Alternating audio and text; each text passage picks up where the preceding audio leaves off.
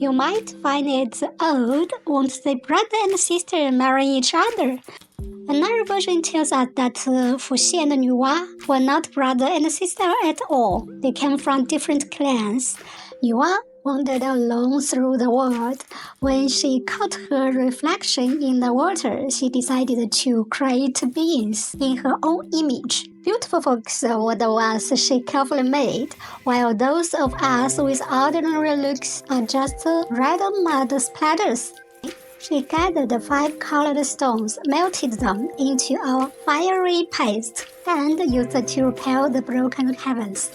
Instead, he used Nuwa's image to reflect the logic of absolute power in the real world. Only the result matters, not the means. Those who claim divine mandate bear no responsibility. Hello everyone. In our last episode, we have talked about Pangu, the first being in Chinese mythology who separated heaven and earth, as well as Fuxi, the legendary first ruler of China. Today we are going to talk about Nuwa, the second from San Huang, the 3 sovereigns, Fuxi's wife. As we mentioned earlier, according to legend, Fuxi was born after his mother Hua Xu stepped on the footprints of the thunder god, became pregnant, and gave birth to him. There's another legend that says Nuwa was also Hua Xu's child.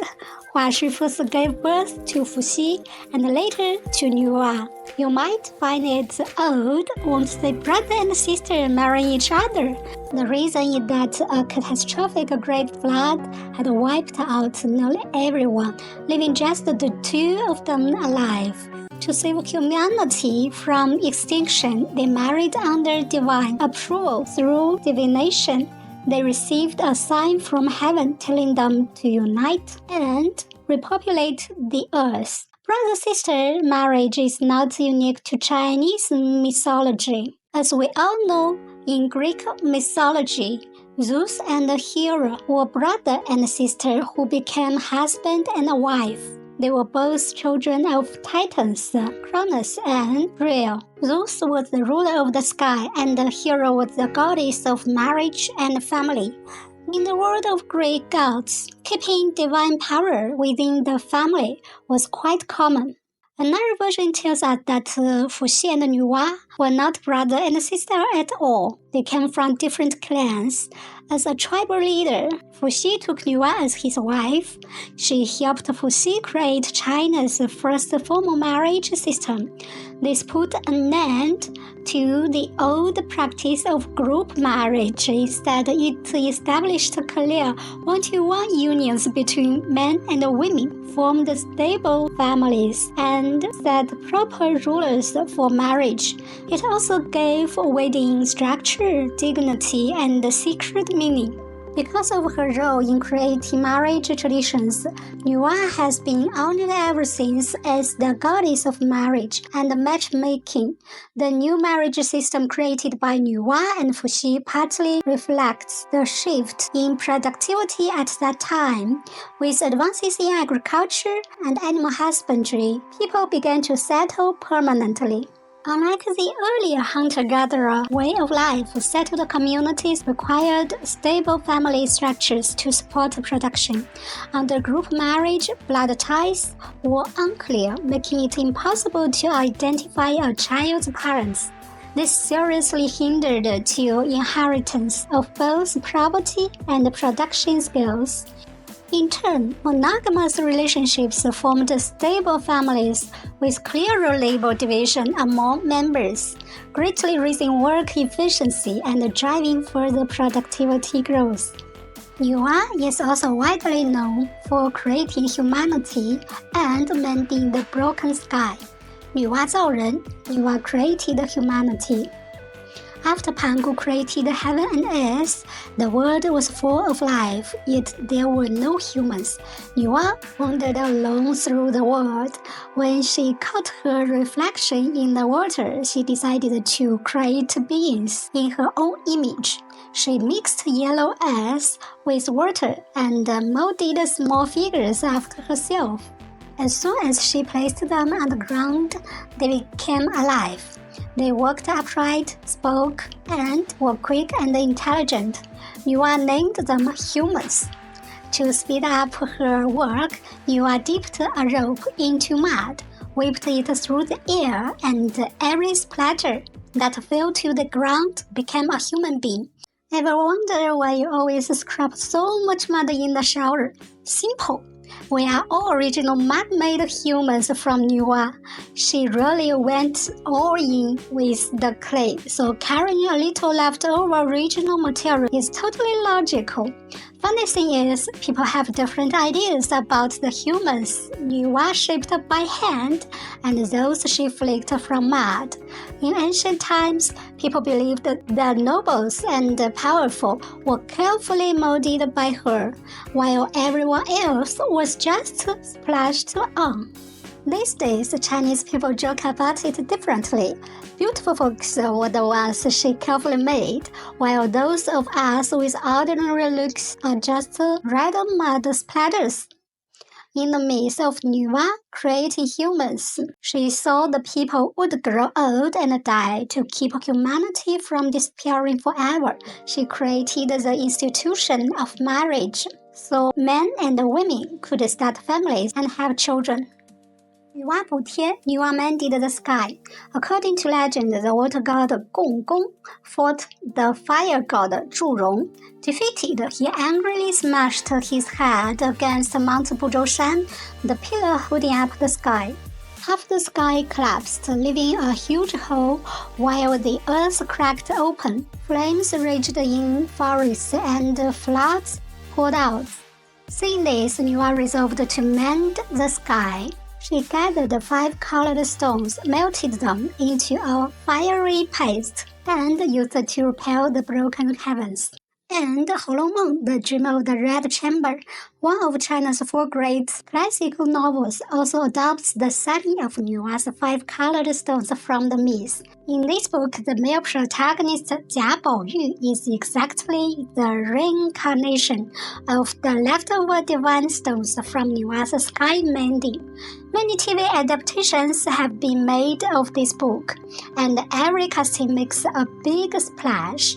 The most classic one is the 1987 TV series. It's right here. Feel free to click and watch if you are interested. Among China's 4 great classic novels, Dream of the Red Chamber is the one that has been most thoroughly researched and boasts the most extensive academic system. In terms of the breadth, depth, and specialization of academic research, its research scale far surpassed that of the other 3 great novels. There is even a special term, 红学, mythology, which refers exclusively to the specialized field of study centered on 红楼梦, Dream of the Red Chamber. It is a comprehensive academic system integrating multiple disciplines such as literature, history, philosophy, textual criticism, and cultural studies, while those who study Dream of the Red Chambers are known as 红学家, rheologists. If you are interested, I'd love to talk more about Dream of the Red Chamber with you later on. That said, it's an incredibly vast, complex, and profound novel, so I'll just do my best to cover it in one episode. Another widely popular Chinese mythological novel is《封神演义》, Investiture of the Gods. The story begins with Nuwa. Zhou Wang, King Zhou of Shang, went to offer incense at her temple. When he saw her beautiful statue, he wrote a frivolous and disrespectful poem. Enraged, Nuwa decided the Shang dynasty was doomed. She sent 3 demons from Xuanyuanfen, the tomb of Xuanyuan, to seduce King Zhou and corrupt his court, hastening the fall of Shang. The 3 demons wrought havoc and killed innocent people, yet Nuwa did nothing to stop them. Only after the Zhou dynasty overthrew Shang and their mission was done did she execute the 3 demons. charging them with murdering the innocent. All the while, she remained seen as a righteous and holy goddess.